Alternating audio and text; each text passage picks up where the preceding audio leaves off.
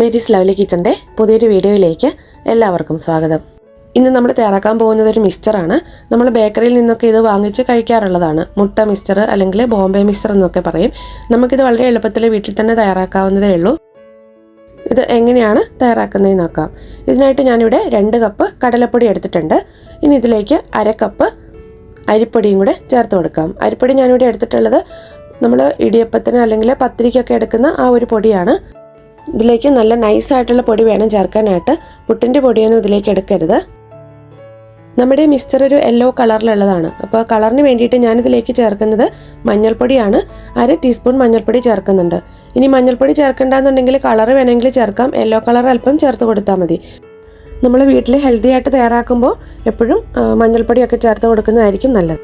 ഇതിലേക്ക് ഒരു അല്പം ഉപ്പ് മാത്രം ചേർത്ത് കൊടുക്കാം. ഞാനൊരു 1/4 ടീസ്പൂൺ ഉപ്പ് മാത്രമേ ചേർക്കുന്നുള്ളൂ. നമുക്കിനി ഇതിലേക്ക് വളരെ ഇമ്പോർട്ടൻ്റ് ആയിട്ടുള്ള ഒരു ഇൻഗ്രീഡിയൻറ്റ് കൂടെ ചേർക്കാനുള്ളതാണ്. അതുകൊണ്ട് ഉപ്പ് ആദ്യമേ അല്പം മാത്രമേ ചേർക്കാൻ പാടുള്ളൂ. എല്ലാം കൂടെ ഒന്ന് മിക്സ് ചെയ്തെടുക്കാം. മിക്സ് ചെയ്തിട്ട് ഇതിലേക്ക് കുറച്ച് വീതം വെള്ളം ഒഴിച്ച് കൊടുത്തിട്ട് നന്നായിട്ടൊന്ന് കുഴച്ചെടുക്കാം. ഇതിൽ നമ്മൾ ചേർത്തിരിക്കുന്നത് കടലപ്പൊടി ആയതുകൊണ്ട് ആദ്യമേ തന്നെ ഒരുപാട് വെള്ളം ഒഴിക്കരുത്. അല്പാൽപ്പം വെള്ളം ഒഴിച്ച് കൊടുത്തിട്ട് വേണം കുഴച്ചെടുക്കാനായിട്ട്.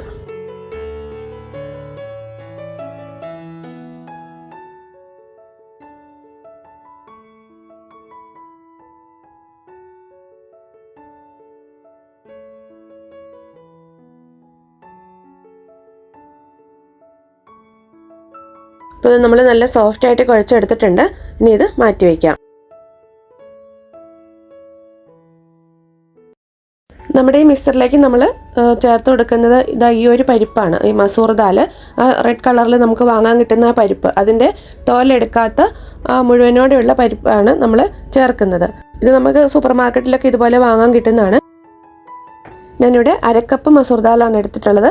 ഇത് നന്നായിട്ട് വാഷ് ചെയ്തിട്ട് ഒരു 3 മണിക്കൂർ കുതിർത്തി വയ്ക്കണം. ഞാനിപ്പോൾ ഇത് വാഷ് ചെയ്തിട്ട് കുതിരാൻ വേണ്ടി വെള്ളത്തിലിട്ട് വെച്ചിരിക്കുകയാണ്.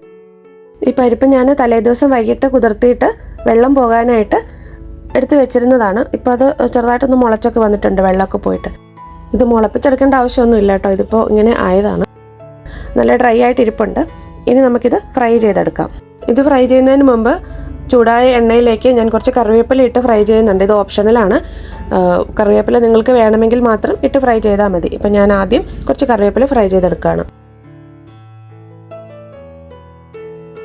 കറിവേപ്പില നന്നായിട്ടൊന്ന് ഫ്രൈ ആയി വന്നിട്ടുണ്ട്. ഇനി നമുക്കിത് കോരിയെടുക്കാം.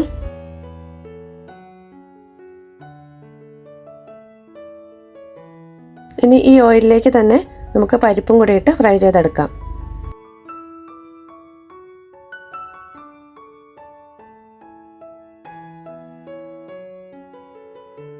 ഒരു 10 മിനിറ്റോളം എടുത്തിരുന്നു ഇത് ഫ്രൈ ആയി വരാനായിട്ട്.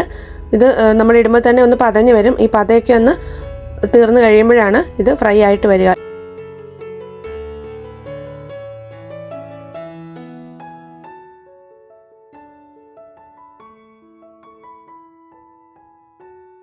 ഇപ്പോൾ പരിപ്പ് നന്നായിട്ട് ഫ്രൈ ആയിട്ടുണ്ട്. ഇനി നമുക്കിത് കോരിയെടുക്കാം.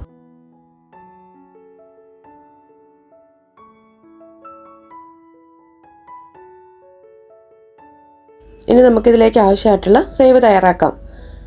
അതിനായിട്ട് നമ്മളിവിടെ ഏറ്റവും ചെറിയ അച്ചാണ് എടുക്കുന്നത്.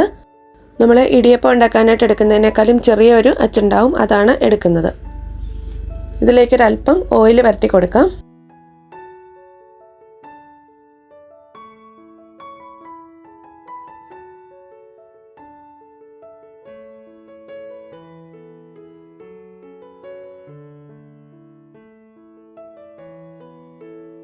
ഇതിലേക്ക് നമ്മൾ നേരത്തെ കുഴച്ച് വെച്ചിരുന്ന മാവ് ഇട്ട് കൊടുക്കാം.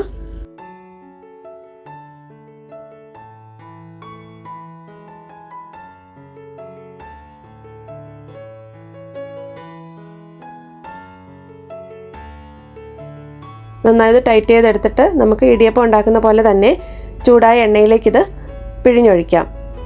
കുറച്ച് വീതം ഒഴിച്ചു കൊടുത്തിട്ട് ഫ്രൈ ചെയ്തെടുക്കാം. ഇത് പെട്ടെന്ന് തന്നെ റെഡിയായിട്ട് കിട്ടും. ഇതിൻ്റെ കളറ് മാറാതെ പെട്ടെന്ന് തന്നെ എടുക്കണം. വളരെ ചെറിയ സേവ് ആയതുകൊണ്ട് പെട്ടെന്ന് തന്നെ കരിഞ്ഞു പോകും. ഞാനിതൊന്ന് തിരിച്ചിട്ട് കൊടുക്കുകയാണ്. ഇതിൻ്റെ അടിഭാഗമൊക്കെ കറക്റ്റായി വന്നിട്ടുണ്ട്.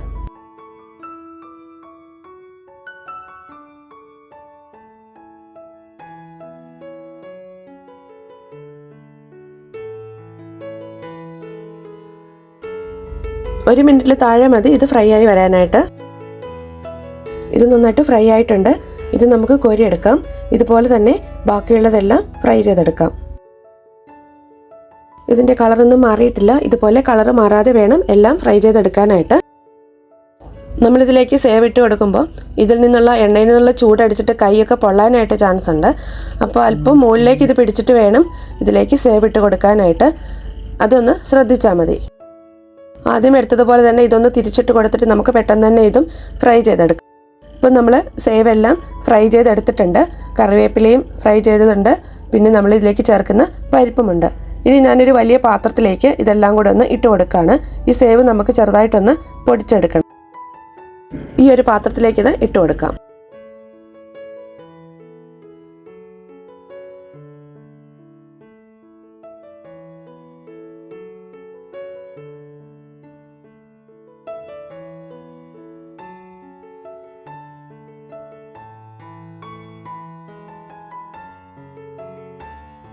നമ്മളെടുത്തത് 2 കപ്പ് കടലപ്പൊടിയും 1/2 കപ്പ് അരിപ്പൊടിയുമായിരുന്നു. അതുകൊണ്ട് നമ്മൾ ഇത്രയും സേവാണ് തയ്യാറാക്കിയിട്ടുള്ളത്. ഇനി ഇത് ചെറുതായിട്ടൊന്ന് പൊടിച്ച് ചേർക്കാം. ഇതുപോലെ ഒന്ന് പൊടിച്ചെടുത്തിട്ടുണ്ട്. ഇനി ഇതിലേക്ക് നമ്മൾ വറുത്ത് വെച്ചിരിക്കുന്ന ഇൻഗ്രീഡിയൻസും കൂടെ ഇട്ട് കൊടുക്കാം.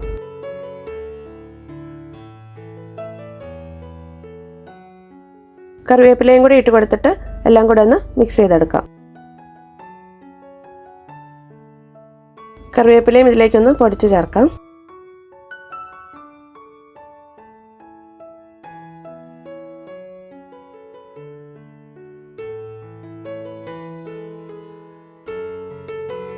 നമുക്കിതിലേക്ക് ചേർക്കാനായിട്ടുള്ളത് ഈ മിക്സ്ചറിന് ഇതിൻ്റെ ആ രുചിയും മണവും ഒക്കെ കൊടുക്കുന്ന ഒരു ഇൻഗ്രീഡിയൻ്റ് ആണ്.